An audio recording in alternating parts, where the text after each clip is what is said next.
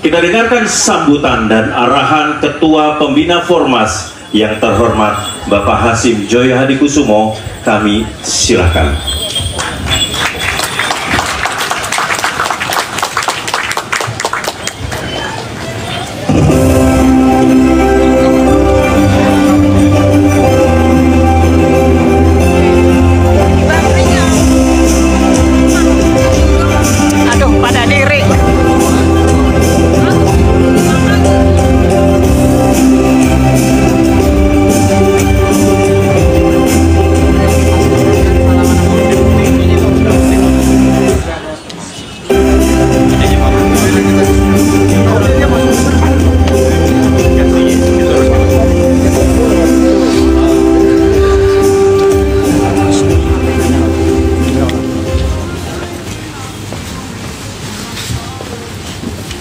Selamat sore.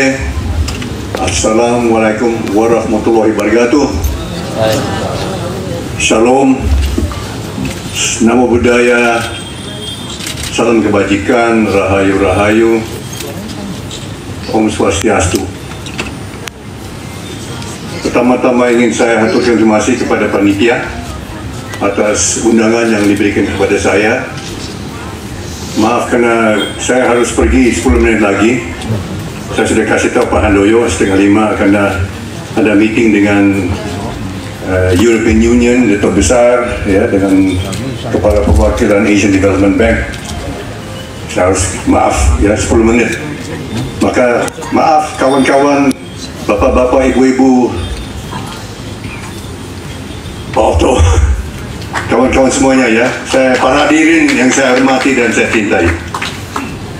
Pertama-tama ingin saya haturkan selamat tahun baru Imlek, Kongsi Facai. Kita memasuki tahun ular, kalau tidak salah, ya. Dan saya kira mungkin hal-hal yang pokok ya, yang ingin saya sampaikan kepada bapak ibu semuanya dalam waktu yang tersisa bagi saya. Yang pertama yang saya ingin sampaikan adalah menurut saya sebagai Ketua Dewan Pembina Formas, itu tugas yang tadi sudah disebut, misi yang tadi disebut oleh Pak Handoyo, itu saya kira sangat mulia, terutama untuk mengawal ya dan memantau program-program dari pemerintahan Prabowo Gibran. Ini agar supaya program-program yang menurut saya dan kawan-kawan banyak itu bagus, jangan ada diselewengkan, jangan ada di penyimpangan, jangan ada korupsi yang merongrong dan mengganggu program-program yang mulia itu, termasuk makanan bergizi gratis, termasuk program perumahan, termasuk program food estate, termasuk program-program hilirisasi, dan termasuk program-program lainnya. Karena pasti kita di alam politik dan alam bisnis Indonesia pasti ada makhluk-makhluk, ya saya kira hamba iblis, sungguh-sungguh hamba iblis, sungguh-sungguh hamba iblis. Orang-orang yang tega curi uang untuk makanan untuk anak-anak, bocah-bocah, mereka saya anggap hamba iblis. Setuju? Saya dengar dan semakin saya emosi dan marah, saya dapat laporan-laporan seolah-olah dari anggaran Rp10.000. Rp10.000 itu sepertiga satu bungkus rokok. Itu pun mau dicuri. So kita harus hati-hati, tikus-tikus, hamba iblis. Mereka ada sesungguhnya hamba iblis. Dan kita, saya mohon kawan-kawan Formas 64 atau berapa organisasi untuk kita waspada untuk melawan hamba-hamba iblis di bumi Indonesia. Itu yang saya inginkan. Pak Prabowo sudah bertekad untuk berantas korupsi di bumi Indonesia. Dia sudah janjikan kepada rakyat Indonesia jiwa raganya untuk berantas korupsi di Indonesia.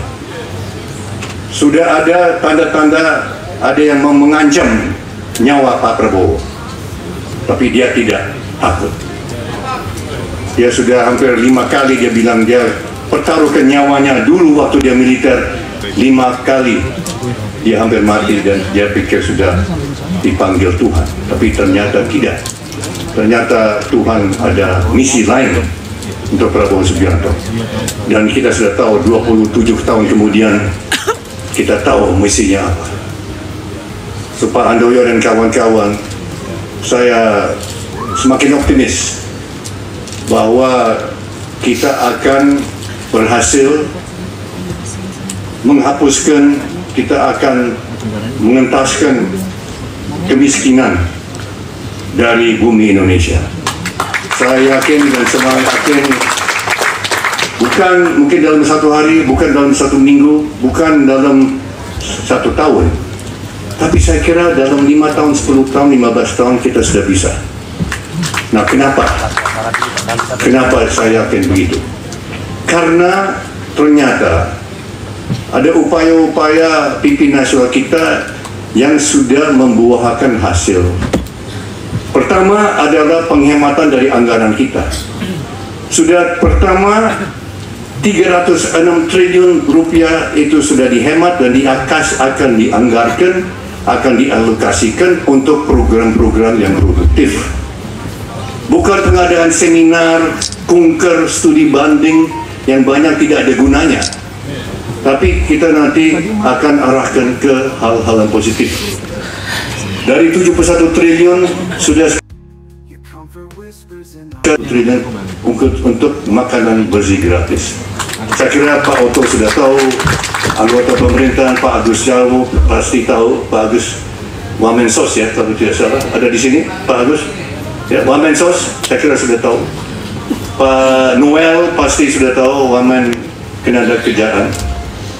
Dari 171 triliun menurut penghitungan dari Bappenas ini akan menambah pertumbuhan ekonomi kita 1,99%.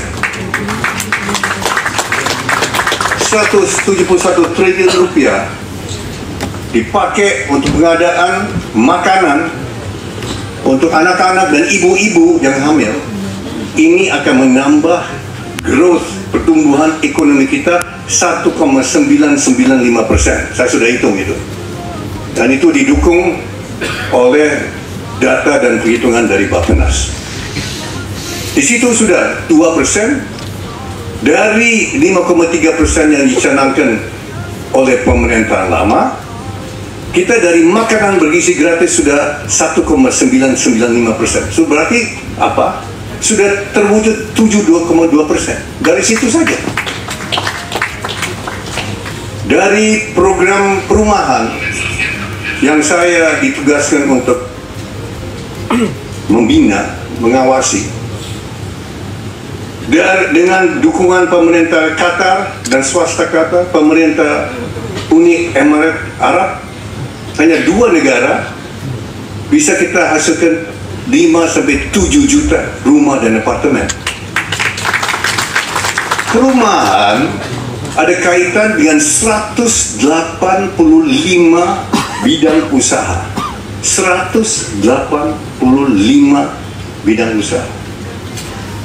Dari semen, saya dapat laporan dari Asosiasi Semen Indonesia, mereka bergembira karena 3 juta unit rumah dan apartemen membutuhkan 15 juta ton semen setiap tahun.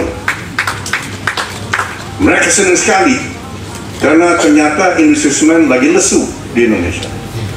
Industri mobil, Mabel juga bergembira. Kenapa?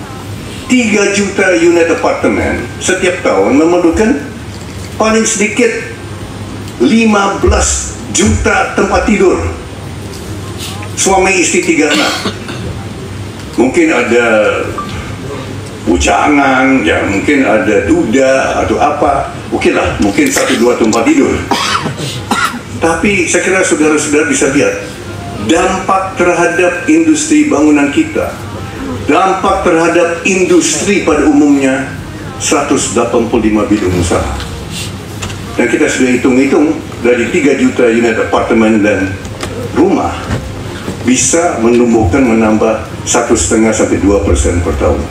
Di situ kita lihat makanan bersih gratis perumahan bisa menambah 3 sampai 4% per tahun pertumbuhannya. Di situ saya sudah buktikan bahwa bisa 8 sampai 9% dengan hanya 2 program saja. Saudara-saudara, belum termasuk program hilirisasi, belum termasuk kawan food estate, belum termasuk internet connectivity yang bisa 1% per tahun. Kita bisa dapat 10% per tahun. Saya sangat optimis, sangat optimis. Dan saya kira banyak yang hadir hari ini dari organisasi tapi juga pengusaha. Saya kira masa depan yang sangat dekat di depan kita bagi dunia usaha sangat cerah, sangat cerah. Dan saya semakin optimis bahwa tahun ini tahun ular. Saya nggak tahu ya penghitungan Chonghua Pak Handoyo. Tahun ular ini menguntungkan atau kurang menguntungkan atau bagaimana, bintang-bintangnya bagaimana. Tapi saya kalau pakai akal sehat, angka ekonomi, saya sangat optimis untuk kita semua bangsa Indonesia. Nah, di sini kita harus hati-hati. Program kita ini yang saya lihat sudah on the right track, hanya bisa gagal atau diganggu dengan korupsi. Kita harus ada kita harus ada kepastian hukum. Ini bidangnya Pak Otto sama Pak Niko. Kepastian hukum. Kita harus berantas korupsi. Dan di sini saya sangat optimis Pak Otto. Saya kira pemerintah, Pak Agus, Pak Noel, kawan-kawan semuanya sudah tahu. Hari ini sudah bukti pemerintah akan berantas korupsi sebesar-besarnya hari ini. Kenapa? Hari ini, saat ini, pemerintah ambil alih 1,27 juta hektar kebun sawit yang ditanam ilegal oleh pengusaha-pengusaha yang nakal. Betul Pak Roto? Tahun ini ya 1,27 juta ya 1,27 juta hektar hari ini dikuasai, disita oleh pemerintah, oleh negara, betul? Itu kembali ke negara sesuai dengan pasal 33 Undang-Undang Dasar. Pak Prabowo pimpin rapat hari Jumat, saya sudah tahu isi rapatnya dan sudah perintah Presiden pimpin rapat sendiri. Pak Syafri Samsudin jadi ketua Satgas selaku tidak akan yang berani melawan ini, tidak akan, karena saya dengar prajurit TNI bersenjata akan kawal program ini, betul Pak Auto? Negara menegakkan hukum di Indonesia ini, tidak ada yang kebal, tidak ada yang kebal hukum di sini. Kalau yang mau ya berhadapan dengan panglima tertinggi, saya kira demikian ya. So ini adalah kabar baik. Ini kabar baik. 2 minggu lalu kita menyaksikan juga tindakan yang tegas, pembongkaran pagar laut yang ternyata ilegal. Ada yang bilang ada backing. Ya, saya kira setahu saya di Indonesia nggak ada lebih kuat dari Presiden Republik Indonesia, ya Pak Otto ya. Ya, petugas penegak hukum di backing oleh Presiden Republik Indonesia, maka nggak usah ragu-ragu, betul Pak ya. Pagar laut dibongkar, tidak ada lebih kuat. So ini yang bikin saya optimis. Kalau ada yang halangi program-program, ya kita taklukkan, kita atasi, dan kita atasi dengan dukungan dari rakyat Indonesia, betul atau tidak? Rakyat mendukung kita, ya, dan Formas termasuk rakyat, betul ya Pak Handoyo? Itu Itu yang pesan kepada bapak-bapak, ibu-ibu, termasuk petinggi-petinggi pemerintah, ya. Petinggi pemerintah yang hadir di backing oleh Presiden Republik Indonesia, Pak Noel, ya, Pak Agus, ya, didukung Presiden Republik Indonesia, ya, dengan jiwa raganya Pak Otto, dipertaruhkan jiwa raganya untuk rakyat Indonesia. Itu yang pesan yang kita sampaikan tadi. Kepada Pak Handoyo, kepada kawan-kawan semuanya, terima kasih. Sudah ada banyak program-program bagus tadi. Gemas dengan Ibu Lucia akan ada program seragam sekolah. Saya sudah bilang ke Ibu Lucia, ya, kan kirim rekening ke saya akan nyumbang juga secara pribadi, ya, dan ajak kawan-kawan pengusaha lainnya juga ikut bantu, ya. Rakyat yang kita, banyak rakyat kita sekarang betul-betul mengharapkan pertolongan dari kita semua. Akhir kata, saya mau sampaikan bahwa sudah harapan dan ekspektasi dari Presiden kita, akhir tahun ini seluruh anak, semua anak di Indonesia, 78 juta anak dan 4,3 juta ibu akan dapat, semuanya akan dapat makanan gratis, semuanya tiap hari. Itu sudah tekad dia sudah bilang dengan ini, dan dia akan cari dana untuk itu. Sudah termasuk yang tadi 1 triliun kita tambah lagi. So, saya kira demikian Pak Handoyo, saya nggak bisa lebih lama.